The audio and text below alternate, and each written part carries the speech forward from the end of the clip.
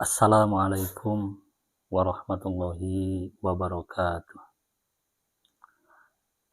Sahabat-sahabat semua yang dirahmati oleh Allah Subhanahu wa taala, semoga kita semua berada dalam limpahan karunia-Nya, sehat walafiat, zahiran wa batinan, dan semoga apa-apa yang menjadi hajat kita dikabul oleh Allah Subhanahu wa taala, diijabah oleh Allah Subhanahu wa taala, dan dilancarkan segala urusan kita. Amin ya rabbal alamin.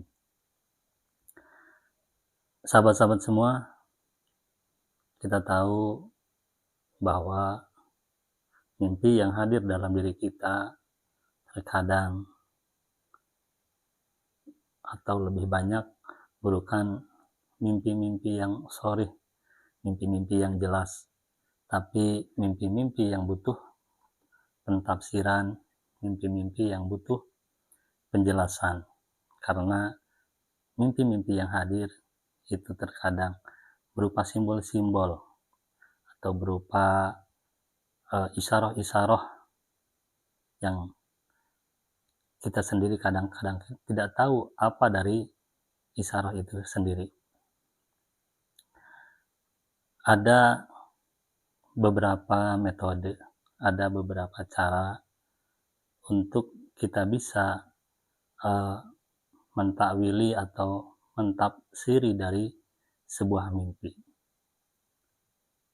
Bagaimana cara kita bisa mentafsiri sebuah mimpi manakala mimpi itu berupa simbol-simbol yang butuh berupa pentafsiran. Nah, pada pembahasan kali ini saya akan membahas apa-apa yang kita butuhkan atau perangkat apa saja yang kita butuhkan untuk bisa memahami atau bisa mentafsiri dari sebuah mimpi. Syekh Abdul Ghani dalam kitabnya menjelaskan bahwa wa aula ma yakunu bitakbir Al-Quran. Yang paling utama untuk dijadikan sebagai pentafsiran dari sebuah mimpi yaitu adalah Al-Quran, yang kedua As-Sunnah, dan juga hadis-hadis Nabi. Kalau memang seseorang atau ahli takbir mimpi ini menemukan pentafsiran tersebut di dalam ayat-ayat Al-Quran. Jadi seandainya sahabat-sahabat memang dikaruniai oleh Allah Subhanahu wa taala bisa menghafal Al-Quran sampai 30 juz ataupun juga paham dan hafal beberapa hadis atau banyak kumpulan-kumpulan hadis, maka itu salah satu perangkat atau salah satu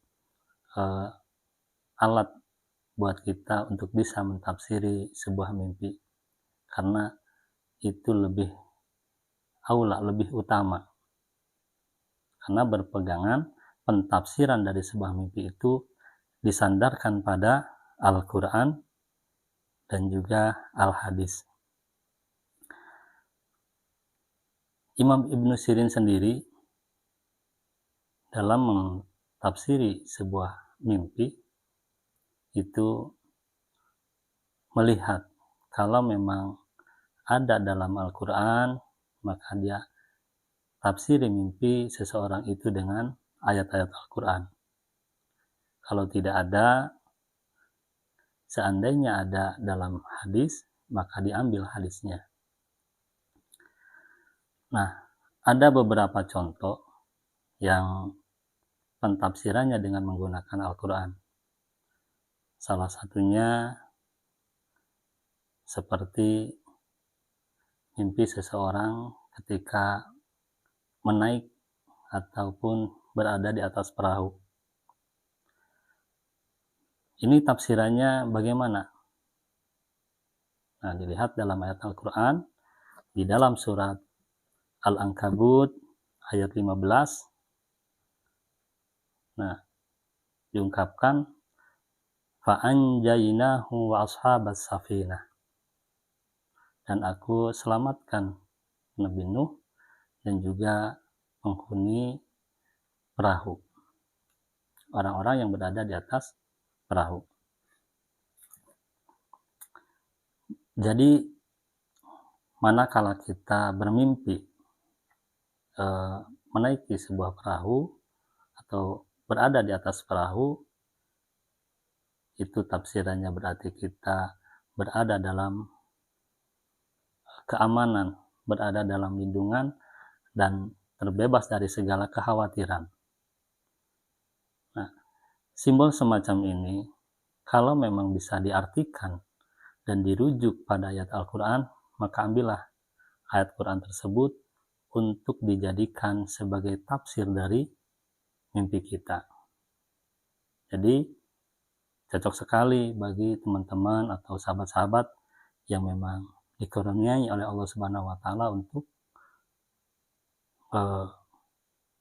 bisa hafal Al-Quran seluruhnya, bisa untuk mentafsiri mimpi tersebut atau mimpi-mimpi yang ada. Begitu juga salah satu contoh, umpamanya kita mimpi melihat hidangan, ada banyak tempat-tempat makanan dan di situ ada makanan-makanan yang banyak. Ini kita ambil dalam ayat Al-Quran, yaitu surat Al-Maidah. Ayatnya bagaimana? Dalam surat Al-Maidah itu dikatakan, Rabbana anzil alaina ma'idatan minas sama' takunu lana idan li awwalina wa akhirina wa ayatam mink. Jadi dalam ayat tersebut dikatakan bahwa ketika kaumnya Nabi Isa alaihi salam meminta hidangan yang turun langsung dari langit tanpa melalui perantara apa-apa, tiba-tiba datang saja turun dari langit.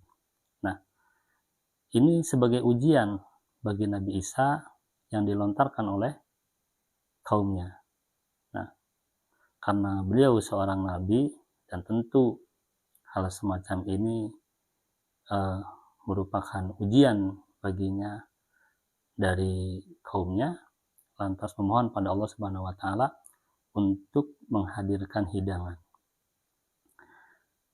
Dan apa yang dimunajatkan oleh Nabi Isa alaihi salam untuk meminta hidangan langsung dari Allah, oleh Allah diijabah doanya dan diturunkanlah hidangan bagi kaumnya Nabi Isa alaihi salam. Berarti seandainya kita melihat dalam mimpi melihat adanya hidangan, maka arti dari mimpi tersebut merujuk pada ayat yang telah diungkapkan, menandakan apa yang kita munajatkan kepada Allah, apa yang kita mohonkan kepada Allah, insya Allah bakal diijabah oleh Allah Subhanahu wa Ta'ala. Insya Allah akan diberikan kelapangan rizki, bakal diberikan keleluasan dalam materi yang halal, yang langsung rizki itu datangkan oleh Allah Subhanahu wa Ta'ala dengan cara-cara yang kadang-kadang kita sendiri tidak menduga datangnya hal itu. Itu salah satu atau sebagian contoh mimpi-mimpi yang ditafsiri dengan ayat-ayat Al-Quran. Yang kedua, mimpi yang ditafsiri dengan hadis.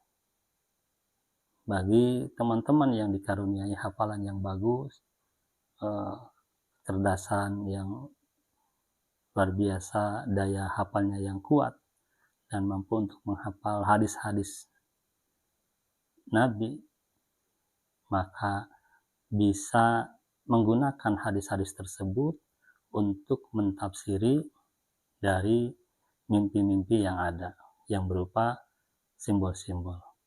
Salah satu contohnya dalam kitab Syamdul Ghani, umpamanya seseorang bermimpi bahwa dia terjatuh masuk ke dalam sumur. Apa tafsiran dari mimpi yang masuk ke dalam sumur? Dalam hadis dikatakan al-bi'ru jabbarun, bahwa sumur itu ya bagaikan jabbar, orang yang memaksakan kehendak ataupun sombong, orang yang sombong ya. Tafsirannya apa?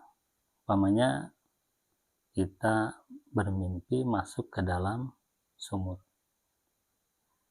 Nah, itu menandakan bahwa kita akan dikhianati ataupun kita akan mendapatkan kesulitan-kesulitan. Kita akan ditipu daya, entah itu oleh teman sendiri ataupun oleh orang lain. Nah, itu salah satu ataupun sebagian contoh yang diambil pentafsiran mimpinya dari hadis Nabi Muhammad SAW. Ataupun bisa juga dengan syair bahasa Arab, yang mana syair tersebut identik dengan makna-makna tertentu. Nah, ini memang agak sulit semacam itu, karena basic kita ini bukan orang Arab yang hafal tentang syair-syair orang Arab ya. Nah, banyak sekali makna-makna yang bisa ditafsiri ya, bisa ditafsiri dengan perkara-perkara yang sesuai dengan kemampuan kita, tapi lebih utama yaitu dengan menggunakan ayat-ayat Al-Quran, yang kedua dengan hadis, yang ketiga ya dengan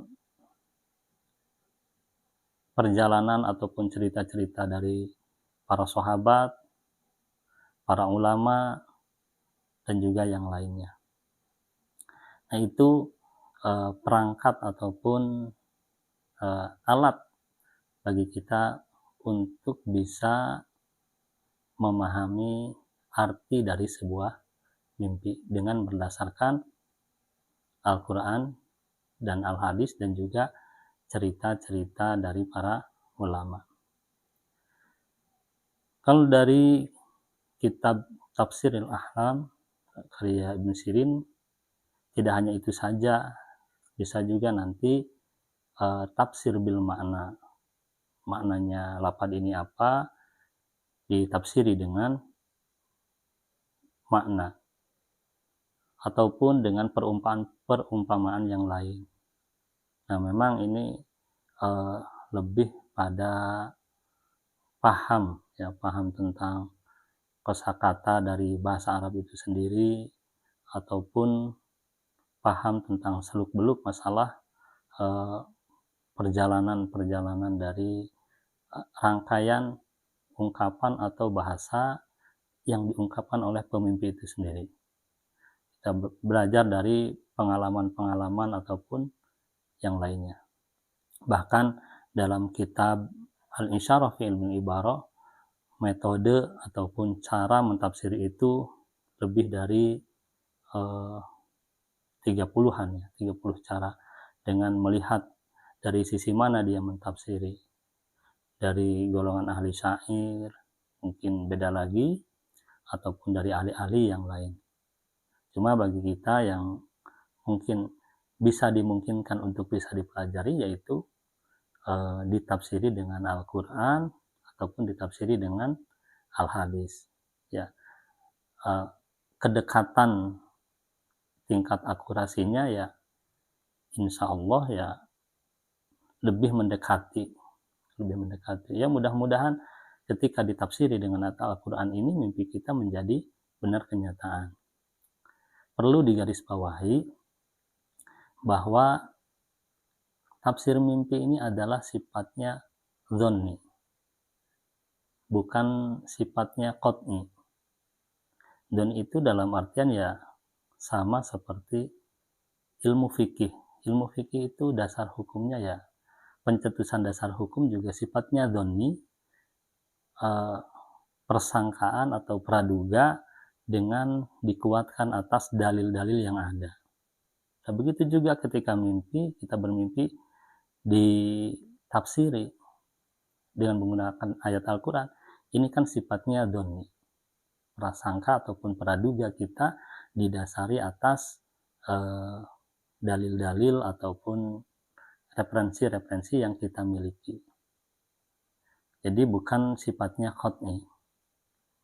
Kalau terjadi hilaf ataupun salah, itu sangat dimaklumi.